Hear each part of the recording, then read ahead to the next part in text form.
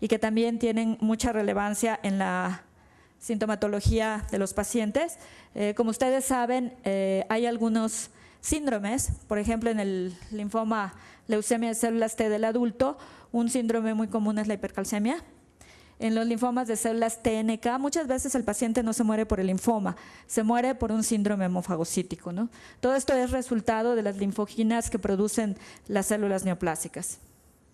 Estos son un esquema, más que nada que se den una idea del sistema inmune innato y el adaptativo. Y entrando ya de lleno a la inmunohistoquímica, nosotros tenemos algunos artículos de referencia y de revisión excelentes. Quizás el mejor es, a pesar de que es del 2008, pero escrito por gente con muchísima experiencia en hematopatología. Este es mucho más reciente, pero los que lo escriben son mucho más jóvenes y por lo tanto sí se nota a leer el artículo que les falta experiencia en algunas áreas. Y estos son los marcadores de células T. Aparte del CD3 que ya mencioné, que es el que ustedes van a solicitar o que su linfoma sea positivo con el CD3, si ustedes se dan cuenta o están familiarizados, cuando hacemos el diagnóstico de un linfoma B, tenemos una lista de aproximadamente 6 anticuerpos, en algunas ocasiones 8 o 9. Sin embargo, cuando hacemos el diagnóstico de un linfoma T, ustedes van a encontrar una lista de 10 o hasta 15 anticuerpos, ¿no? Realmente es mucha inversión de tiempo de parte del patólogo que tenemos que ponernos a estudiar y aparte de recursos, porque para poder llegar a este diagnóstico tenemos que hacer una gran cantidad de marcadores. Principalmente CD4 y CD8 es muy importante la relación entre estos dos, entre el número de estos linfocitos.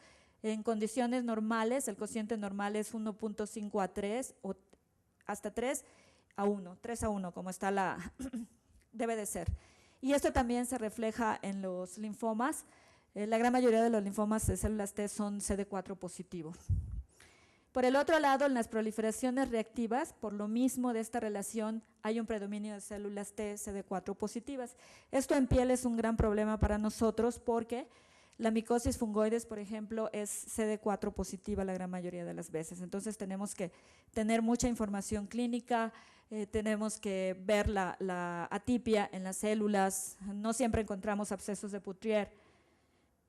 Aquí es también importante, tomando en cuenta esta relación que los CD8 son mucho menos frecuentes, cuando tenemos una población predominante de células CD8 positivas y descartamos algún proceso viral, por ejemplo, que hay una infección por virus de Epstein-Barr, se hace fuertemente sospechoso de malignidad. Pérdida de algunos antígenos, esto es muy importante, es muy característico de los linfomas T, la pérdida sobre todo de CD5 o de CD7. Entonces vean una población de células T con pérdida de estos antígenos ya nos hace sospechar que esta población sea neoplásica. Y este es un ejemplo de lo que mencioné del CD3. En la foto de arriba ven la expresión en la membrana citoplásmica, que es la que vemos más frecuentemente, puesto que la mayoría son linfomas de este tipo del sistema adaptativo. Sin embargo, aquí en la foto de abajo vean la expresión en el citoplasma. Este fue un linfoma de células T-NK. Y por el otro lado, para determinar si son células alfa, beta, gamma, delta, generalmente se requiere estudios de biología molecular mucho más sofisticados y de difícil acceso. Sin embargo, para las células alfa, beta actualmente disponemos de un marcador que es el beta F1, que lo expresan las células, todas las células T alfa, beta, sean neoplásicas o sean reactivas. En ausencia de un marcador para gamma delta, si nosotros hacemos este anticuerpo beta F1 y nos resultan negativas nuestras células, podemos asumir que muy probablemente estemos ante un linfoma gamma delta. Y bueno, yo creo que esto no me voy a detener tampoco para ya no hacer esto más largo. Aquí lo puse con rojo. Hay algunos linfomas T que pueden expresar CD20, es lo que se llama una expresión aberrante. Obviamente esto es muy difícil, se tienen que hacer una gran cantidad de marcadores de células T para demostrar que esto no es una población de células B, quizás incluir otros marcadores de células B también o terminar en estudios de biología molecular. Y este es un ejemplo de un linfoma de células T periféricas, vean la morfología indistinguible de un linfoma difuso, linfoma TNK, la expresión en el citoplasma.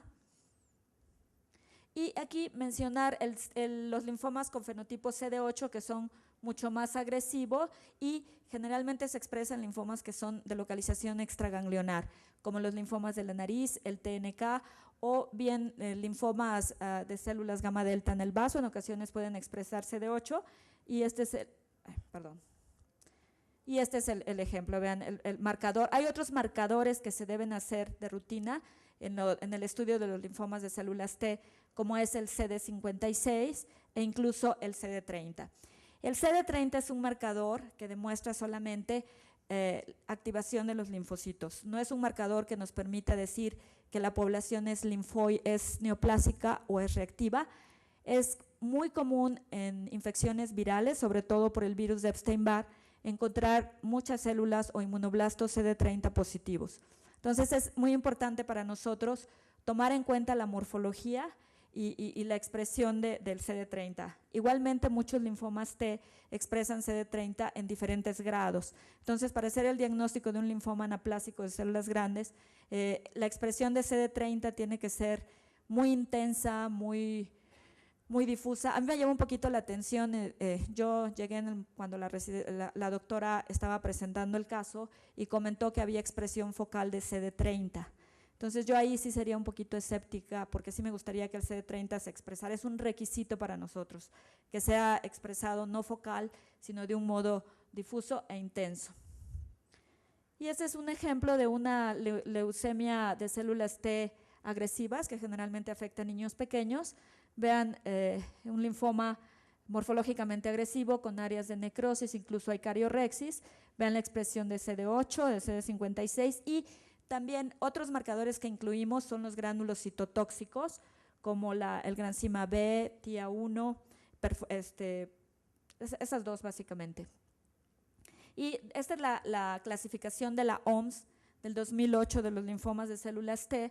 No voy a detenerme, pero es una lista bastante larga e incluso hay entidades nuevas, sobre todo se incluyeron trastornos linfoproliferativos asociados al virus de Epstein-Barr. Esto también pasó con los linfomas de células B, linfoma similar a hidroa vacciniforme que afecta sobre todo a niños. Y estos son el patrón sobre todo leucémico, leucemia, linfoma de células T del adulto o incluso vean también los extraganglionares, ¿no? Entonces son los que se han estado mencionando en esta noche. Están los trastornos linfoproliferativos, todos los cutáneos están prácticamente incluidos. Y finalmente algo muy importante que pasó en el 2008, que ya también lo discutieron muy profundamente, fue los linfomas anaplásicos, sobre todo la expresión de ALK1. Y estos son también un resumen más o menos para tratar de identificar de acuerdo al inmunofenotipo o a los marcadores que expresan a qué linfoma probablemente pueda corresponder. Y quizás aquí mencionaría el linfoma T angioinmunoblástico. A pesar de ser un linfoma T, es un linfoma que coexpresa algunos marcadores que se ven mucho más frecuentemente en células B, como es el CD10 y el BCL6. Y esto se debe a que este linfoma se origina de los linfocitos del T, del centro germinal, que tienen mucho que ver con la presentación de antígenos. Y mencionaré también ya un poquito más profundamente al linfoma de células T periféricas, puesto que este es el linfoma de células T más frecuente. Creo que en eso ya estamos de acuerdo, ¿no? Entonces, esto es muy importante porque este es el equivalente al linfoma difuso de células grandes B, desde el punto de vista morfológico, ¿sí?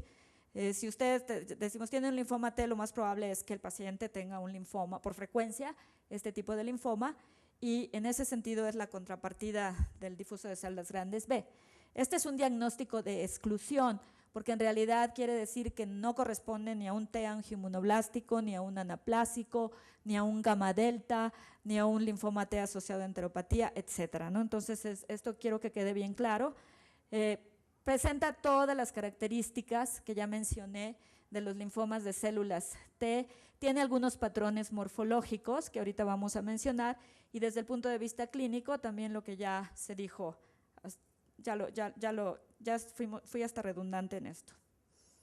Este es un ejemplo, vean, puede tener muchos aspectos morfológicos, es muy heterogéneo.